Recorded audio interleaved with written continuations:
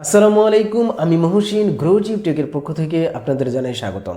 আপনারা আপনার চ্যানেলকে যখন মনিটাইজেশনের জন্য অ্যাপ্লাই করতে যান তখন 2 নম্বর স্টেপে এসে আপনাকে একটা অ্যাডসেন্স অ্যাকাউন্ট ক্রিয়েট করতে হয়, অথবা ধরুন আপনি আপনার অ্যাডসেন্স অলরেডি ছিল, আপনার চ্যানেল অলরেডি মনিটাইজ ছিল, কিন্তু আপনি আপনার চ্যানেলের অ্যাডসেন্সটা চেঞ্জ করতে গেছেন। ঠিক এমন অবস্থায় আপনার 2 নম্বর স্টেপ ইন প্রোগ্রেস অবস্থায় আছে। নর্মালি একটা চ্যানেলের যখন আপনি মনিটাইজেশনের জন্য অ্যাপ্লাই করবেন, অর্থাৎ অ্যাডসেন্স ক্রিয়েট করবেন নতুন করে, তখন কিন্তু অবশ্যই এটা ইন প্রোগ্রেসে যাবে। ইন প্রোগ্রেসে যাওয়া মানে কিন্তু খারাপ কিছু না।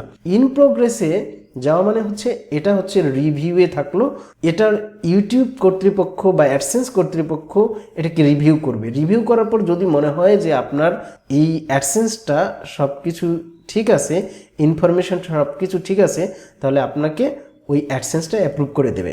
তারপর 2 নম্বর স্টেপটা ডান হয়ে যাবে। কিন্তু কিছু কিছু ক্ষেত্রে দেখা যাচ্ছে যে ইন প্রোগ্রেসটা অনেক দিন পর্যন্ত থাকছে। দেখুন, এই চ্যানেলটার ক্ষেত্রে ইন প্রোগ্রেস অনেক দিন ধরে আছে, এবং আপনি যখন অ্যাডসেন্সে অ্যাপ্লাই করেছেন তখন যদি সেখানে গিয়ে দেখেন, এখানেও দেখাচ্ছে we are reviewing your info. এখানে যদিও বলা আছে যে usually take less than a day, অর্থাৎ একদিনেরও কম সময় তারা নেয়, কিন্তু দেখা যাচ্ছে কিছু কিছু ক্ষেত্রে ওরা অনেক বেশি সময় নিচ্ছে। এতে ঘাবড়ানোর কিছু নাই, মোটামুটি 5 দিন 7 দিন পর্যন্ত এটা রিভিউ থাকতে পারে। আমি এরপর সাপোর্টের সাথে যখন কথা বলেছিলাম, ক্রিয়েটর সাপোর্টে, তারা আমাকে এটাও বলেছিল যে সর্বোচ্চ 2 থেকে 4 সপ্তাহ পর্যন্ত সময় লাগতে পারে। অতএব 2 থেকে 4 সপ্তাহ পর্যন্ত যদি এরকম হয়, তারপরেও কিন্তু আপনার টেনশনের কিছু নাই, অর্থাৎ এটা কিন্তু রিভিউয়ে আছে, অর্থাৎ ইউটিউব কর্তৃপক্ষ, অ্যাডসেন্স কর্তৃপক্ষ এটা এখনও রিভিউ করেনি, এটা আন্ডার রিভিউয়ে আছে। তারা রিভিউ যখন করবে, শেষ হবে, তারপরও ইন প্রোগ্রেস আর থাকবে না, তখন হয় এরর দেখাবে, না হয় এটা অ্যাপ্রুভ হয়ে যাবে, ডান হয়ে যাবে। এখন কথা হচ্ছে এটা 2-4 সপ্তাহ পার হয়ে গেছে, তারপরেও ইন প্রোগ্রেস অবস্থায় পড়ে আছে, তখন কি করবেন? তখন করণীয় হচ্ছে আপনাকে সর্বপ্রথম ক্রিয়েটর সাপোর্টের সাথে কথা বলতে হবে।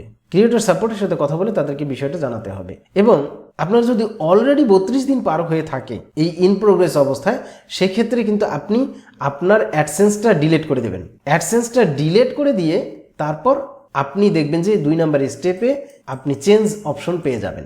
আর যদি 32 দিন না হয়ে থাকে, সেক্ষেত্রে কিন্তু আপনার শুধুমাত্র ফিক্স ইন অ্যাডসেন্স অপশন আসতে পারে। তো এই হচ্ছে বিষয়।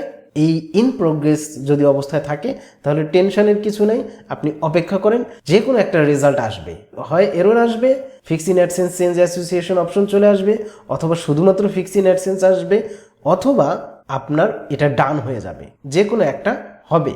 এই যে কোনো একটা রেজাল্ট আসার পর আপনি বাকি সিদ্ধান্ত নেবেন। ফিক্স ইন অ্যাডসেন্স আসলে এক ধরনের কাজ করতে হবে, চেঞ্জ অ্যাসোসিয়েশন আসলে আরেক ধরনের কাজ করতে হবে।